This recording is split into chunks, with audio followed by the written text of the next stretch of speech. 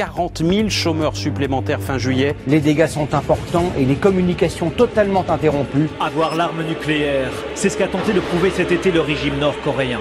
Parce qu'une attaque peut sévir absolument n'importe où. Ce sont des missiles de croisière type Tomahawk. 59 de ces engins ont été tirés jeudi par les États-Unis sur ordre du président américain. Le monde va mal. Et si c'était notre cerveau qui nous jouait un tour? Aujourd'hui dans Bug Mental, on va parler du biais de négativité.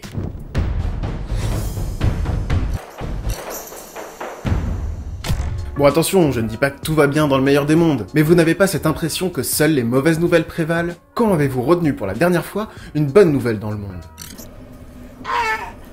Ça a peut-être un lien avec le biais de négativité. C'est la tendance que l'on a à mieux retenir les choses négatives, les mauvaises nouvelles. Elles sont plus marquantes pour notre esprit que les bonnes nouvelles. Et ce biais cognitif daterait d'il y a très longtemps, de l'histoire de l'évolution humaine. Il faut bien se rendre compte qu'avant de regarder des vidéos sur YouTube avec le chauffage allumé et un chocolat chaud, l'humanité a vécu des périodes plus compliquées, lorsqu'il fallait chasser ou pendant les ères glaciaires par exemple. On était en train de chasser. Oui, on chassait. À ces périodes, une bonne nouvelle, c'était de la bouffe. Une mauvaise, en revanche, c'était plutôt un risque de mort imminente. Alors on comprend facilement que ceux qui survivaient, et donc se reproduisaient, et donc faisaient perdurer leurs caractéristiques génétiques, enfin la sélection naturelle, tout ça, cette parenthèse est beaucoup trop longue, étaient ceux qui réagissaient le mieux face au danger. Notre cerveau a donc appris à donner plus d'importance aux informations relatives au danger qu'au plaisir. Et on en retrouve une conséquence directe dans les actualités. Cette omniprésence de la peur, de l'anxiété, c'est vendeur. Et ça, les chaînes d'infos en continu l'ont bien compris. En 2013, Mark Trussler et Stuart Soroka ont mené une expérience à ce sujet à l'université de McGill au Canada. Leur but, comprendre si les gens sont plus attirés par les nouvelles négatives ou positives. Même si pour la plupart d'entre nous, nous affirmons préférer les bonnes nouvelles, ils pensent qu'inconsciemment, ce biais de négativité va nous attirer vers ces bad news. Il y a déjà eu des expériences menées à ce sujet, mais Trussler et Soroka leur reprochaient un manque de contrôle des conditions expérimentales. Alors ils décident de conduire la leur en labo pour pouvoir observer ça de plus près. Bon bien sûr, si je vous dis que je fais une expérience sur le biais de négativité, et que derrière je vous demande de choisir entre ces deux articles, il y a de fortes chances que les résultats soient légèrement biaisés. Alors, ils décident, comme très souvent dans ce genre de recherche, de faire jouer leur fourberie. D'abord, ils composent de fausses pages web avec une 50aine d'articles à chaque fois, qui datent des 2 dernières semaines d'avant l'expérience. Ils déposent 3 types d'articles, des positifs, des neutres et des négatifs. Par exemple, on trouve dans les articles positifs, une lueur d'espoir pour la digue du Cap-Breton.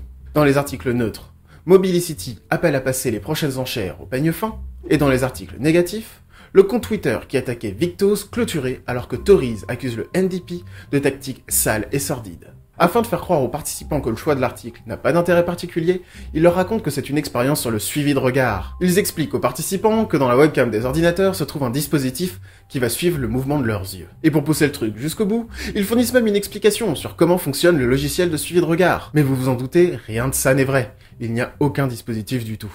You lied to me. Ils racontent aux participants que pour capter les mouvements de leurs yeux, ils doivent impérativement être en train de lire pendant 3 à 9 minutes. Et bim! Non mais peu importe ce que vous lisez. Choisissez l'article que vous voulez. Pour nous, ce qui est important, c'est que vous lisiez quelque chose. Voilà. Et vous vous en doutez, les articles les plus consultés sont les articles négatifs devant les articles positifs et les neutres. Bon, ça n'est pas si flagrant que ça se joue à chaque fois à quelques pourcents qui varient en fonction des facteurs. Ils ont reproduit l'expérience de nombreuses fois avec beaucoup de variables, comme le thème de l'article ou l'origine du lecteur. Mais comme toujours, si vous voulez en savoir plus, le lien de l'étude est dans la description. Il faut bien voir que c'est quelque chose de profondément ancré en nous. En fait, le cerveau voit les choses négatives comme un signal, Sois bien concentré, écoute bien ce qui se passe, il y a peut-être un danger à éviter si tu veux survivre. Et pour comprendre ça, Ad Dexter-Hulse et Hank Hartz, 2 chercheurs de l'université d'Amsterdam, ont eux aussi mené leur petite expérience. Leur but est tout simple, comprendre si le cerveau traite plus efficacement les mots négatifs que les mots positifs. Pour ça, ils invitent des cobayes à participer à un test de réaction tout simple. Je crois qu'il va vraiment falloir que je fasse un jingle fourberie de chercheurs. Pendant une demi-seconde, une rangée de croix apparaît sur un écran. Et dès que la demi-seconde est passée, soit un mot apparaît, soit aucun mot. Mais pendant seulement 13 millisecondes avant que les croix reviennent. 13 millisecondes, c'est 4 fois plus rapide que ça. Attention, là. Vous l'avez vu ? Le participant a 2 boutons. Un bouton mot et un bouton pas de mot. Et il doit appuyer le plus vite possible sur le bon bouton en fonction de s'il y avait ou non un mot à l'image. En gros, ça donne ça, mais en 4 fois plus vite. Il y avait donc 60 cartons d'affilée, 30 sans mots, 15 avec des mots positifs et 15 avec des mots négatifs, le tout évidemment mélangé. Les mots positifs étaient du genre bébé, fun, joie, chaton, sourire. Et les mots négatifs, peur, bon, coma, enfer ou cancer. Résultat, les participants ont été plus aptes à détecter les mots négatifs que tout le reste. Ils ont su catégoriser 55% des mots négatifs contre 40% des mots positifs et 33% d'absence de mots. Autrement dit, le cerveau traite plus efficacement les stimuli négatifs. Du coup, il est maintenant plus aisé de comprendre le BFM style. La peur, l'anxiété mobilisent notre cerveau. C'est un signal de reste concentré, il y a peut-être un danger. Et un cerveau mobilisé est un cerveau plus réceptif aux pages de pub. Et oui, on en revient toujours à la pub. Va vraiment falloir que j'en parle de la pub. C'est un constat assez triste, mais il suffit de regarder les courbes d'audience de BFM en 2015. Ai-je vraiment besoin de vous afficher la légende pour comprendre où se situent les tristes mois de janvier et de novembre 2015 ? Ce sont les 2 seules fois de son histoire où la chaîne a dépassé les 3% de part d'audience. Bon, attention, je suis pas en train de dire qu'ils ont profité de ça pour se faire un tas de fric, mais ça n'est clairement pas avec le marché Noël de Paris qu'ils font le plus d'audience. Voilà. Sinon, il y a Jean-Pierre Pernaut.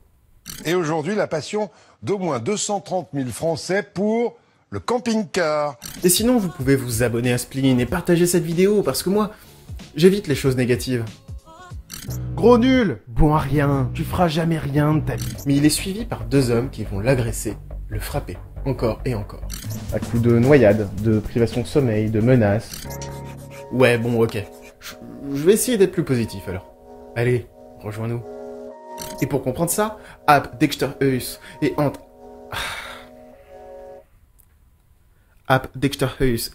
Hartz. Le camping-car.